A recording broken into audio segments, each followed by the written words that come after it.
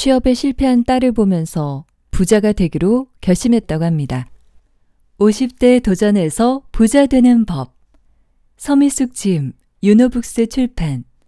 돈 버는 습관, 수익 창출, 노후 준비까지. 아직 도전하지 않았을 뿐 못하는 일은 없다. 1년 6개월 만에 찜질방 매점 이모에서 25억 원 부자가 된 꿈꾸는 서여사의 재테크 노하우. 지은이 서미숙, 53세에 부자가 되기로 결심한 후 1년 6개월 만에 25억 원의 자산가로 거듭나 제2의 인생을 살고 있는 꿈꾸는 서여사. 25년간 미술학원 운영을 하다가 더는 나이 든 선생님을 찾는 학생이 없어서 어쩔 수 없이 학원 문을 닫았다. 여느 50대처럼 맞벌이를 하고 자녀 교육에 힘쏟으며 평생 열심히 살았지만 자녀들의 대학 등록금과 생활비에 쪼들려 학원을 접은 다음 날부터 찜질방 매점으로 출근해 3년간 일했다. 코로나19로 일자리를 잃은 후 처절한 상황을 극복하고자 무작정 부자들의 습관부터 재테크 방법까지 따라했다. 노력의 방향을 바꾸자 인생의 돈과 활력이 뒤따랐고 지금은 닭꿈스쿨 9 헤빗, 뚝딱 절약 식비, 부자 매뉴얼 모임의 리더와 코치로 맹활동 중이다. 부자로 살고 싶다면 무조건 첫 번째로 해야 할 일은 책을 읽는 것이다. 처음에는 무작정 읽어도 된다. 책이 무슨 내용인지 도통 눈에 들어오지 않겠지만 그래도 일단 펴고 천천히 한자 한자 읽어보는 습관을 들여야 한다. 의심하지 않고 시작하면 목표와 꿈이 현실이 된다라는 말에 나는 그날부터 목숨을 걸고 부자가 되는 습관들을 실천하고 있다. 그래서 내가 독서와 함께 실천하는 습관은 바로 기록이다. 수첩에 일과를 기록하고 일기를 쓰며 책에서 좋은 글귀를 만나면 필사도 해놓는다. 물론 내게 처음부터 이런 습관이 있었던 건 아니다. 부자가 되고 싶었기에 좋다고 하는 것은 모조리 실행으로 옮긴 것이다. 꼭 새벽 시간이 아니어도 괜찮다. 틈새 시간을 잘 활용하면 된다. 우리는 틈새 시간에 대부분 스마트폰이나 텔레비전을 보느라 활용을 못한다. 어느 저자가 강연에서 이런 말을 했다. 무엇을 시작할 때 이해가 안 되면 그냥 하고 이해가 되면 목숨을 걸고 하라. 책을 읽기 시작하면서 블로그도 다시 시작하기로 마음먹었다. 내가 새벽 기상 후에 독서를 하다 보니 난생 처음 글을 써볼까 하는 생각이 들었다. 새벽 4시에 일어나면 독서를 2시간 정도 한 후 노트북을 켜서 무작정 글을 쓰는 것이다. 그러자 내 블로그는 활기가 가득 찬 공간으로 바뀌어갔다. 처음에는 블로그에 무슨 글을 써야 하는지를 몰라서 다른 이들의 블로그를 탐색했다. 나는 블로그의 색깔을 정하기로 하고 요리에 초점을 맞췄다. 매일 하나씩 밥상 사진과 글을 올렸다. 점차 이웃들이 생겨나 댓글이 달리기 시작했다. 블로그 이웃들에게 나만의 식재료 보관법도 하나씩 알려줬다. 블로그를 다시 시작한 지 1개월쯤 되니 처음에는 12명이었던 이웃이 500명까지 늘어났다. 나는 남편을 영감탱이라 칭하며 편하고 재미있게 글을 썼다. 올 영감탱이 마트에 보냈더니 한가득 식재료를 담아왔어요. 이런 큼지막하고 살아있는 전복이랑 자꾸 눈이 마주친다나 뭐라나? 전복이 그러더래요. 나 좀 데려가라고. 그래서 전복을 집에 데리고 왔네요. 이왕 사온 거 어쩌겠어요. 식재료 손질 들어갑니다. 이런 식으로 글을 썼더니 반응이 아주 좋았다. 평생 일기도 제대로 써본 적이 없고 100일장에 나가서 수상 한번 못 해본 나였지만 50대가 돼서 새벽마다 글을 쓰고 있다. 내 친구 돋보기와 함께 말이다. 오늘은 어떤 이야기를 글에 담아볼까 생각하는 새벽 시간이 참 좋다. 블로그를 시작하고 글 쓰는 재미를 느꼈다. 글을 쓸수록 실력도 늘어나 나도 내 글을 읽다 보면 재밌고 뿌듯하다. 블로그에 책을 읽고 서평을 쓰다 보니 포털 사이트 카페에서 진행하는 출판사 서평단에 뽑히는 기회도 얻을 수 있었다. 책을 무료로 받아서 읽고 후기도 쓰면서 글을 쓰는 매력에 한층 더 빠져들게 됐다. 글쓰기 스터디에서 만난 작가님에게 글을 잘 쓰는 방법을 배우는 중이다. 나는 꿈꾸는 서여사였다. 늘 꿈을 꾸고 꿈을 이루기 위해 새벽에 기상해 책을 읽고 글을 썼다. 그러다 당장 책을 써보고 싶다는 생각이 들었다. 일단 원고가 필요했다. 글을 얼마나 써야 하는지도 모르면서 매일 꾸준히 2장씩 써보기로 했다. 관중이 되지 말고 무대 위로 올라가라. 어느 강의에서 들은 말이다. 객석에서 구경하는 관객이 되지 말고 내가 주인공이 되어 사는 삶을 당장 살아보고 싶어졌다. 나이를 먹었다고 못할 것이 없다. 오히려 나이가 들었기 때문에 더 잘할 수 있다. 나의 기록들을 모으면 돈이 된다. 전자책. 매일 2장씩 꾸준히 쓴 나의 첫 번째 전자책 이야기. 전자책은 컴퓨터나 휴대폰 화면으로 읽을 수 있도록 만든 책으로 누구나 작가가 될 수 있다. 수익을 주는 파이프라인을 찾다가 전자책에 대해 알아보게 됐다. 요즘은 함께 전자책을 쓰는 스터디도 많으니 글쓰기를 처음 하는 분들은 전자책을 먼저 쓰는 걸 추천한다. 전자책은 출판사를 거치지 않기에 작가 스스로 크몽, 탈잉 같은 오픈마켓에 등록하면 된다. 전자책에 필요한 3대 요소는 주제, 제목, 썸네일이다. 나의 주제는 역시나 가장 자신 있는 요리 레시피다. 전자책은 종이책과 달리 대부분 노하우를 방출해야 하며 3-4줄 정도 썼다면 빈줄을 두어서 가독성을 높여야 한다. 블로그로 정보를 공유하고 전자책을 쓰고 다시 사람을 모으는 순환 구조. 3권의 전자책으로 얼마를 벌었을까? 60권 이상 판매했다. 한 권당 8,000원으로 48만 원이 조금 넘는 수익이 들어왔다. 한 권씩 소소하게 판매되는 나의 소중한 파이프라인이다. 초보자는 전자책 쓰기 모임에 들어가면 수월하다. 혼자 쓰기가 어렵고 등록 방법도 까다롭기 때문이다. 전자책이 종이책과 다른 점은 구매자가 파일로 받아볼 수 있기 때문에 한번 써놓으면 오픈마켓에서 독자에게 보내준다. 그래서 판매 즉시 인쇄가 입금되는 장점도 있다. 내가 사면 떨어지고 팔면 올랐던 3번의 부동산 실패담. 결혼 생활 29년 동안 살면서 집을 이용할 기회는 여러 번 있었다. 그리고 부동산 시장에는 크게 2번의 대세 하락기가 있었다. 2번의 하락기를 눈으로 본 나는 그때마다 집을 팔았다. 이유는 두려움 때문이었다.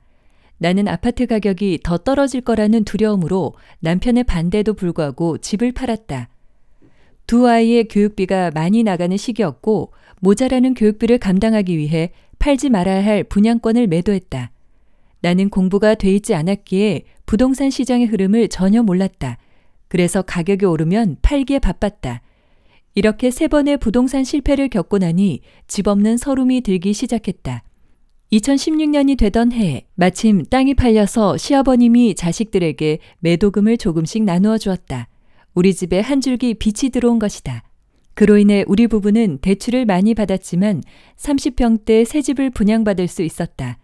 2018년 새 집으로 이사하던 날, 우리 가족이 고생한 세월을 다 보상받는 느낌이었다. 그 집에서 1년을 살았고 나는 부동산 공부를 시작했다. 활황기가 지나서야 시작한 것이 늦은 감은 있지만 이제라도 공부할 수 있어 다행이라는 생각이 들었다. 작가님에서 부동산 공부를 처음 하신 게 2019년이네요. 시작하신 지 그리 오래된 시간은 아니라서 저도 용기를 가져봅니다. 부동산 초보자라면 조심해야 할 3가지. 1. 조급한 마음만 다스려도 성공이다. 부동산 투자는 수익률이 가장 높은 재산 증식 방법이다. 투자에서 가장 무서운 적은 조급함이다. 급하면 진다는 말도 있다. 그러므로 조급함을 없애기 위해서는 기초 공부를 해야 한다. 나 역시 기초 공부가 안 된 상태에서 투자했기에 실패했다. 우선 내가 아는 지역부터 공부하고 수시로 부동산 지인, 아실, 호객 노노에 들어가 조사하다 보면 시장의 흐름을 이해할 수 있다. 부동산 투자의 핵심은 임장, 즉 현장 조사다. 초보일수록 부동산 방문을 많이 해봐야 한다. 2. 지역주택조합 아파트는 절대 쳐다보지 마라. 지역주택조합 아파트, 지주택이다. 모집 공고를 낼 때 청약 통장이 없는 점, 시세 대비 저렴한 분양가를 홍보한다. 그런데 사업 성공률이 현저하게 낮고 대부분 허위 광고가 많다. 3. 알아도 속기 쉬운 기획부동산. 소액 투자가 가능해 초보자가 혹하기 쉽다. 그러나 대부분이 개발이 낮은 산속의 맹지인 경우가 많고 모든 소유주의 동의를 얻어야 처분할 수 있기에 재산권을 행사할 수 없다. 부동산 공부를 하기 전에 돈 공부를 먼저 시작했다.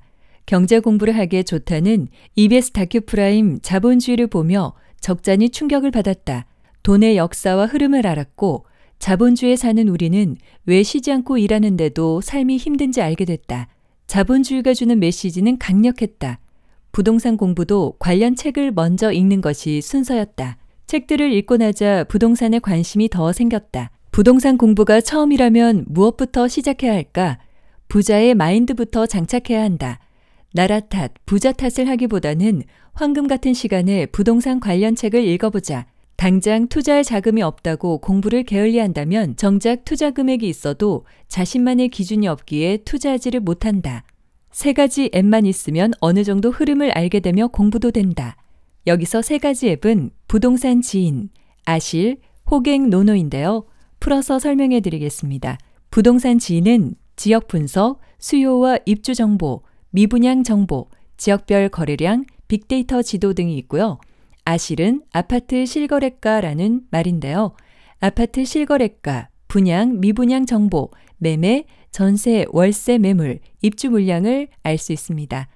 호갱 노노라는 앱이 있는데요. 개발 호재와 매물 정보가 지역 아파트별로 나온다고 해요.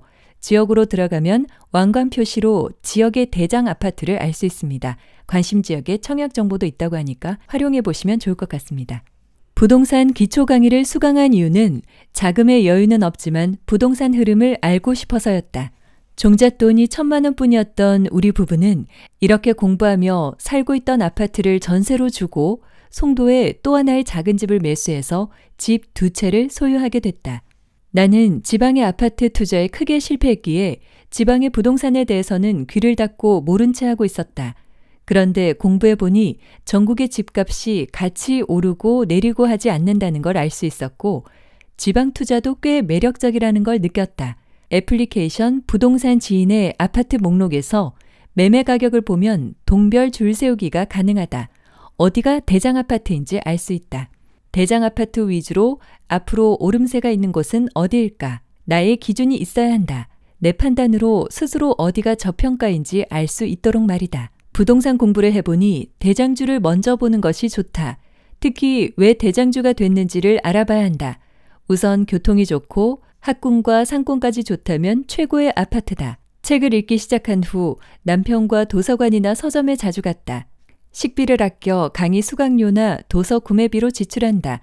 부자가 되는 발판이라 생각하고 자기계발비에 투자하는 것이다. 생각과 행동을 바꾸고 무언가를 새롭게 시작하고 싶다면 내가 관심 있는 분야의 책으로 독서를 시작하면 된다. 독서의 힘을 믿어보라. 어느 날 남편과 서점에 갔다. 그날도 어김없이 제목에 돈, 부자, 성공이라고 쓰인 책만 찾고 있었는데 실행이 답이다라는 책이 눈에 들어왔다. 책에는 이런 글귀가 있었다. 의심하지 말고 시작하자. 내가 가진 종잣돈은 1,000만 원이었다. 부동산 투자를 하기에는 적은 돈이다. 종잣돈이 적으니 집을 이용해서 투자해보기로 마음먹었다. 우리 부부는 전부터 망설였던 살던 집을 이용해 또 한 채의 집을 매수해야 하느냐 마느냐는 고민을 끝내고 벌떡 일어나 부동산을 갔다. 돈 없는 우리 부부가 투자한 방법은 경기도에 사는 집을 전세로 주고 전세금만으로 송도 아파트를 매수한 것이다. 당시 비조정 지역이었기에 6억 원 이하라 취득세는 1%였다. 돈이 없음에도 부동산이 2채가 됐다. 실행을 못했다면 나는 여전히 대출이 많은 아파트 한 대로 대출금 이자를 내며 아무것도 하지 않고 노후를 맞이할 것이다. 우리는 익숙한 곳에 정착하려는 영토 본능이 있다. 내가 전에 살던 정든 곳이 그립기도 했지만 부자가 되기 위한 발판으로 낯선 동네에서의 시작도 기대가 됐다. 부동산 공부를 시작하며 또다시 송도에 살던 집을 1년 만에 월세를 주고 나도 월세로 이사했다. 더 이상의 종잣돈이 없었기에 이런 방법을 이용해 다시 한번 이사했다. 경제적 자유를 이루기 위해 2년간 싼 월세살이를 하기로 한 남편과 합의했다. 송도집 월세가 더 높았고 내가 살 곳의 월세와 50만 원의 차익이 남는다. 송도집은 경제적 자유를 이루면 다시 들어와서 살고 싶은 쾌적한 도시다. 50대는 인생의 반이라는 말이 있다. 시간이 많지 않기에 천천히 갈 생각은 이미 버렸다. 월세로 이사를 결심하기까지 우리 부부는 마인드를 또 한 번 바꾸는 고통을 겪어냈다. 나는 수지에 대출 많은 30평대 집을 전세를 주고 전세금으로 송도의 25평 집을 매수해서 실거주하다가 다시 월세를 주고 25평의 저렴한 구축 월세로 이사하여 월세 차익 50만 원을 챙겼다. 수지집 세입자가 바뀌며 생긴 전세 차익으로 딸아이와 구 송도역 인근의 25평 아파트에 공동 투자했다. 이것이 종잣돈 없는 내가 실행한 방법이다. 1년 6개월 만의 성과로 수도권 아파트 3채, 월세 50만 원이 생겼다. 1년 안에 2번이나 이사했다. 이사할 때마다 마지막이었으면 하고 이사를 해도 변수가 생기는 것이 인생인가 보다. 경제적 자유를 이루려면 돈이 얼마나 있어야 할까? 구체적으로 종이에 적기 시작했다. 남편과 머리를 맞대고 우리 집 자산을 파악해봤다. 1년 6개월 전에는 수도권 대출 많은 집 한 채, 남편과 나의 월급이 전부였다. 현재는 대출은 줄어들었고 수도권의 아파트가 3채가 됐다. 이외에 매달 나오는 월세 50만 원, 미국 배당 주식, 적금, 펀드가 있다. 전자책과 콘텐츠로 인한 부수입도 있다. 맞벌이를 하지 않아도 맞벌이의 효과를 보고 있다. 월 200만 원 이상의 부수입이 월급처럼 내 통장에 들어온다. 자산은 25억 원이 됐다. 현재는 더 올랐다고 하네요. 서여사의 꿈이 이루어지는 학원. 나는 2023년에 경제적으로 자유롭다. 참고로 이 책은 2022년에 쓰여진 책입니다. 나는 새벽 4시 기상과 식비 절약이 브랜딩이 됐다. 나는 수도권의 상가주택을 낙찰받았다. 나는 부수입 통장에 매달 200만 원씩 들어오고 있다. 나의 통장 잔고는 1억 원이다. 나는 베스트셀러 작가가 됐다. 나는 부동산을 5채를 갖고 있다. 나는 식비 절약을 도와주는 전문가다. 나는 뚝딱 절약 가계부를 1년치 만들어 판매했다. 나는 오션부 아파트에 살고 있다. 나의 블로그 이웃수는 10,000명이다. 나는 제주도 1년 살기를 하고 있다. 나는 스마트 스토어에서 매달 100만 원의 수입이 들어온다. 나는 가족과 2022년 9월에 마라톤 5km를 완주했다. 나는 1년에 책 100권을 읽었다. 나는 5, 60대에게 동기부여하며 월 500만 원씩 버는 강사가 됐다. 나는 한 달에 2번 가족과 임장을 다니고 있다. 나는 남편에게는 최고의 아내, 아이들에게는 최고의 엄마다. 나는 매일 건강하다. 오늘은 찜질방 매점 이모에서 1년 6개월 만에 25억 부자가 된 꿈꾸는 서여사의 이야기였습니다. 겨우 1년 6개월 만에 이렇게 과감하게 도전하고 성공한 모습을 보인 서여사님인데요. 25년 동안 미술학원 원장 선생님이었다가 학생들이 더 이상 찾지 않게 되자 학원 문을 닫고 취업에 실패한 딸을 보면서 부자가 되기로 결심했다고 합니다. 부자가 돼야 한다는 절실함이 작가의 인생을 바꾼 게 아닐까 싶어요. 딸아이의 눈물을 본 후에 아무 말도 들리지 않았다고 해요. 몇 개월간 하루도 쉬지 않고 일했지만 부자가 되고 싶다는 절실한 마음에 힘든지도 몰랐다고 합니다. 작가는 자기 자신을 버리기로 했다고 해요. 처음에 발견한 곳은 부자 마녀라는 닉네임과 그의 블로그였는데요. 이 블로그에서 부자가 돼 가는 과정을 하나씩 공부할 수 있었다고 합니다. 꿈꾸는 서여사님의 마음속 멘토는 부자 마녀님이라고 하니까요. 궁금하신 분은 한번 찾아보셔도 좋을 것 같네요. 이렇게 인생의 승부를 거니까 가족의 인생까지 변화한 게 아닐까 싶습니다. 오늘도 가볍게 책 읽기 끝까지 들어주셔서 감사합니다. 유노북스 출판 꿈꾸는 서여사 서미숙 지음. 지금까지 50대 도전에서 부자 되는 법이었습니다. 오늘 하루도 부자 되는 하루 보내세요. 고맙습니다.